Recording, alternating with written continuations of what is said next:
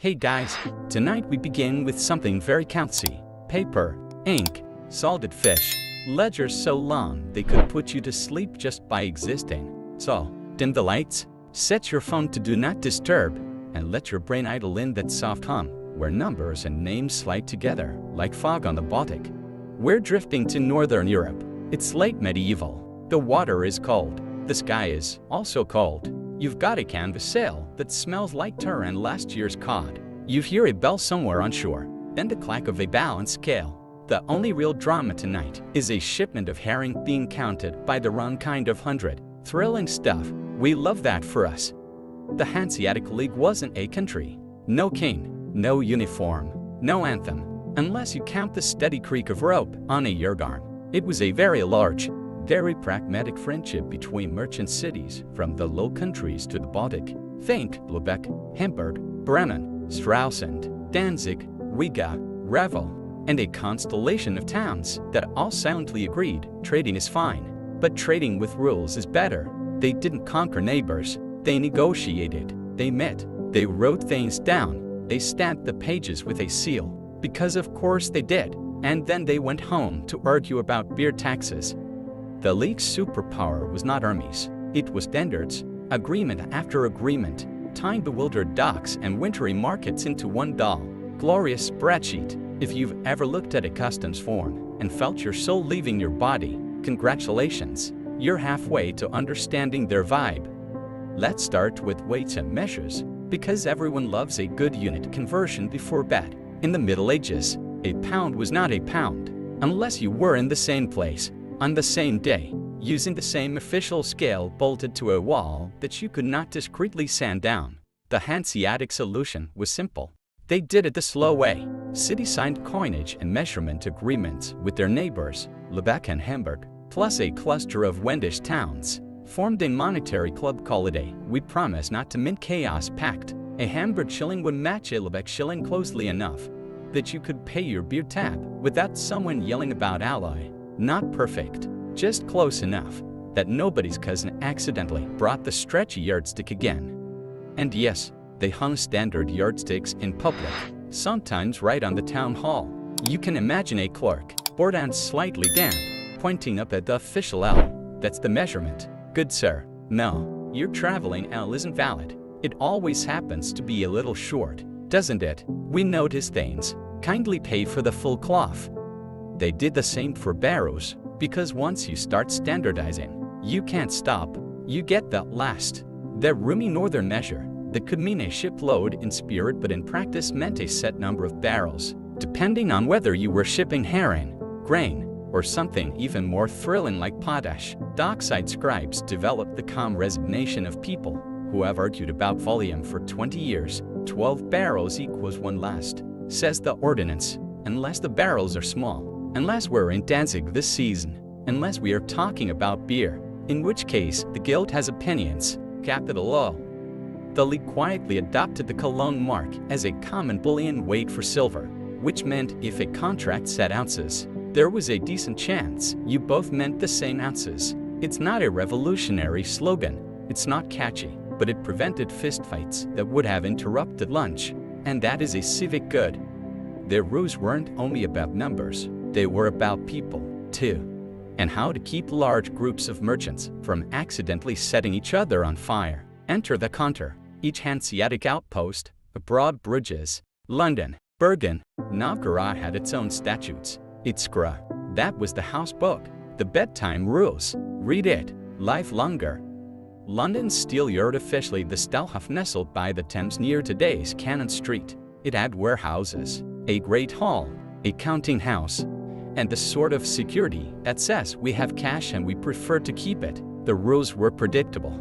The aldermen run the place, pay your dues, store your goods properly, no drinking that ends with lawsuits, no private deals that slice the common privilege to ribbons. If the English crown complains, the Steelyard speaks with one voice, preferably the quiet voice of a man who knows the treasurer by his first name and has a gift basket of Rhenish wine ready to go.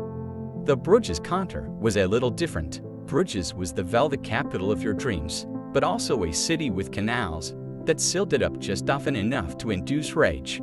When Bruges let its waterways get moody, the Hanse had a strategy. They closed their doors, not with a bang, with a yawn. Merchants moved, trade paused. Suddenly, civic fathers in Flanders discovered a strong desire to dredge, to negotiate, to restore privileges. You could call it economic diplomacy. You could also call it the power of 100 men refusing to unload their cloth. Same result. Up in Bergen at Bryggen, German wharf rules got more personal. That outpost handled stockfish, which is dry cod, which is a protein that basically built medieval land. The Norwegian crown gave privileges. The Hanse brought barrels, cloth, salt, and an alarming number of men who were instructed, quite explicitly, not to marry local women. The skra is clear. You sleep in the compound. You live like bachelors. You don't learn too much Norwegian, because fraternization complicates the custom schedule, and because someone's cousin marries the innkeeper's daughter and suddenly your fish are 6 weeks late. It sounds draconian. It was also practical. The Bergen Kontor was an island of its own. Both dictated waking and work. Apprentices carried sacks in the snow and learned to read ledgers by lamplight. Curfew meant curfew. If you'd been up the North Sea in November, you might also appreciate a map life with predictable soup.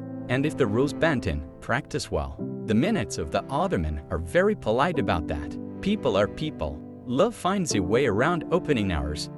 Eastward in Novgorod, the Peterhof was even more sealed. The Hanseatic Yard Saturday across the river, with its own St. Peter's Church, its own gates, its own little universe. The rule book favored stability with a touch of paranoia. Don't wander off alone. Trade in groups. Settle disputes internally.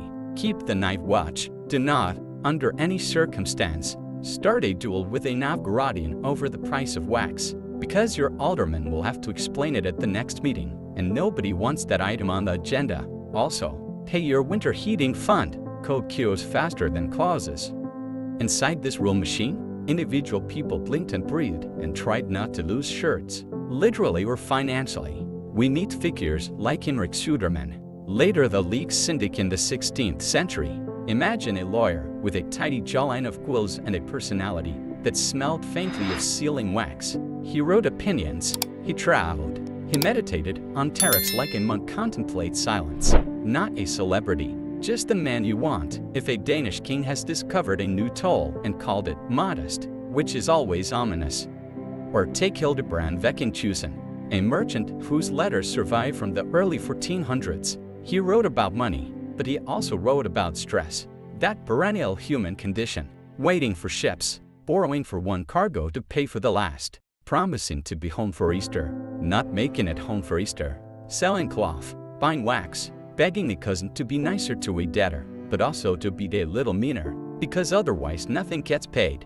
You can feel the heartburn under the ink, soothing. In a strange way, the past is full of people who dreaded opening their mail. Nah, about that 100 at Bergen, the Hanseatic fish trade used a long 100, about 120 pieces for stockfish. Yes, they called 120 100.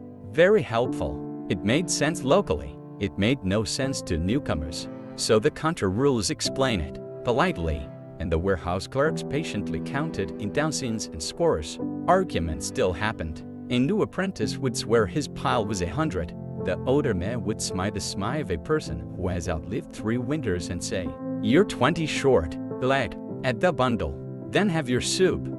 We should talk about the Scania herring market, because once a year, for a few beautiful weeks in autumn, the southern coast of the Scandinavian peninsula turned into the world's saltiest Black Friday. The Danish crown ran the market, but Hanse towns had privileges that carved out space. Literal rows of stalls, called booths, where Germans bought and processed fish. There were rules about which days you could start buying, how to lay out the sheds, how to keep the barrows pure, and how not to poison everyone by using questionable brine. Lüneburg salt traveled to the coast, the fish met the salt, heaven met earth, and the land happened 9,000 kilometers away. And somewhere in inland Bavaria, a monk stared at his dinner and thought, yes, this is penitential. The Scania market decrees are peak Hanse energy. Dry, specific, don't roll your barrels through someone else's shed. Don't start selling before the bell. Don't mix sizes or grades. keep your place tidy, because rats do not pay stall fees, and neither does the plague. If a rule needed an exception, they wrote it. If an exception needed a footnote, they added it. The result reads like the world's most committed attempt to stop time from happening. It never worked. Of course, there were bad harvests. There were wars. There were kings who woke up and chose customs revenue. But a town with a skra and a stack of treaties could weather more storms than a lonely trader with a purse full of coins and nothing to wave in a bailiff's face. Speaking of storms, let's talk into maritime law. The Baltic and North Sea were crowded, shallow, and a little passive-aggressive. Sandbanks shifted. Pirates happened, mostly in the too entrepreneurial sense, rather than the Johnny Depp sense. The Hansa didn't reinvent sea law, but they curated it. The Laws of Wisby Sea laws are a kind of greatest hits compilation for northern sailors.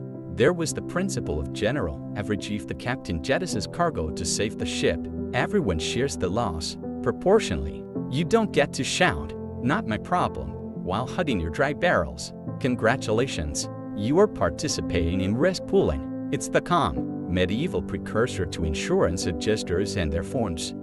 And yes, there were sea loans, bottomry. You could borrow against a ship or a cargo. If the voyage failed, the lender lost the principal. If the voyage succeeded, the lender got a fat premium. It looked suspiciously like interest at a juicy rate, which theologians eyed with deep suspicion. But it was tied to risk, not time. So it slipped through the moral net with a wink and a nudge. The Hanseatic towns didn't advertise it exactly. They simply wrote it into their ordinary paperwork. A ship leaves Lüneburg with cloth. A loan rides with it invisibly. The clerk licks a finger, flips a page, and writes the due date next to the name of a saint, whose feast day happens to be convenient. All very pious, all very sensible.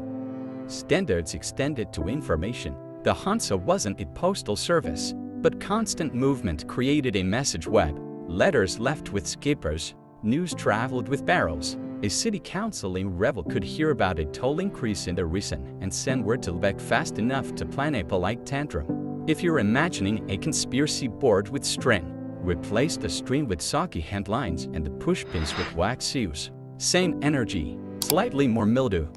When rules broke down, the Hansa used its favorite weapon, silence. A boycott didn't mean shouting in the streets. It meant a clerk in Lüneburg writing, with perfect penmanship, that no one should ship to X until Y.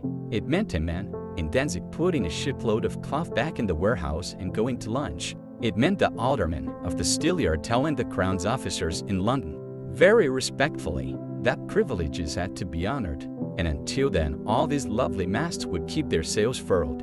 And that would be a pity, wouldn't it? Because Christmas is coming and someone needs their Balticamp. There's a reason kings negotiated. You can't fight your way to ropes. If you want a small, human detail, because trade rules can feel like they were written by machinists, imagine an apprentice in Bergen in midwinter. The compound is noisy, the air a mix of fish and smoke. He has one pair of decent shoes and a ledge where he keeps his spoon. The skra says when he wakes up. It says how much beer he can drink without losing privileges. It says whom he should speak to if he breaks something. It does not say how to stop missing home. But then, the bells ring. Work starts. The first sack breaks, not badly, and the older men say, "You did fine, have your soup. You'll learn the long 100 by spring." Or picture a Bruges factor who keeps writing home asking for better cloth colors, because the Flemish have strong feelings about red, and he is tired of explaining that his last bolts looked like faded cherries. The rules can't specify measures and fines. They do not specify taste, but the correspondence reads like a long, gentle argument with someone who isn't in the room. Every so often, a royal person drops into this picture. The Danish king, Valdemar IV Atterdag, once confiscated trade goods and poked the bear. The Hansa eventually squeezed privileges out of his successors with the Treaty of Stralsund in 1370. There were ships and there were sieges, but let's not do that tonight. What matters for our purposes is the paperwork afterward. Access to markets, toes fixed, a period of "we will all behave" written in careful Latin, a victory that looked like a terror schedule. The only fireworks were wax droplets cooling on a charter. Inside the League, the glue was meetings. The Hansetag delegates came to Lübeck with lists of grievances. Toes here, pirates there, a guild being annoying over yonder. They argued a little, they sighed a lot, they drafted a reses, a set of decisions. Then they went home with marching orders and the slight headache that comes from sleeping in a guest chamber with 6 men who snore. If that sounds like your last conference, congratulations, you were spiritually Hanseatic. The hidden rule behind all the others was reciprocity.